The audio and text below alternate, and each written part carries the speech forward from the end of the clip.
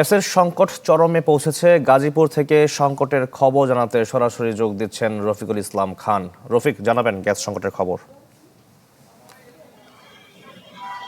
শাকিল, যে গ্যাসের সংকট সেটি কিন্তু এখনো কাটেনি, অর্থাৎ সিএনজি স্টেশনগুলোতে আমরা যেটি দেখছি যে সংকট রয়েছে, তবে গত কয়েকদিনের তুলনায় আজকে কিন্তু কিছুটা আসলে প্রেশার বেশি রয়েছে।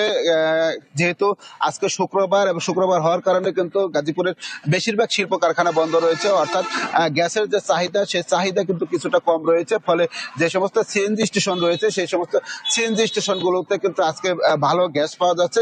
নগদ নিয়ে এলো হার না মানা হার অফার। সর্বনিম্ন 10,000 টাকা রেমিটেন্স নগদে পাঠালে থাকছে স্বর্ণের হার জেতার সুযোগ। আমরা দেখছি বেশ কয়েকটি সিএনজি স্টেশন আমি ঘুরে এসে দেখেছি। প্রতিটা সিএনজি স্টেশনে কিন্তু আজকে প্রায় 200-200-র উপরে কিন্তু প্রেশার রয়েছে। অন্যান্য দিন কিন্তু সেটা 100 কিংবা 110, 90 এমন ছিল, কিন্তু আজকে কিন্তু অনেকটাই উন্নতি। তবে এর কারণ হিসেবে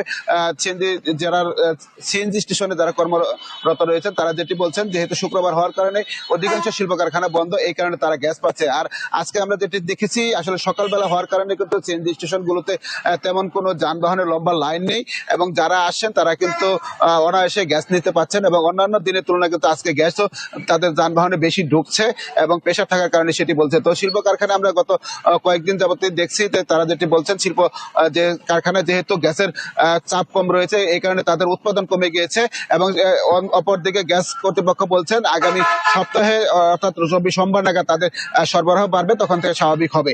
এই ছিল গাজীপুর থেকে গ্যাস সংকটের সর্বশেষ খবর। শাকিল। জি রফিক, ধন্যবাদ আপনাকে।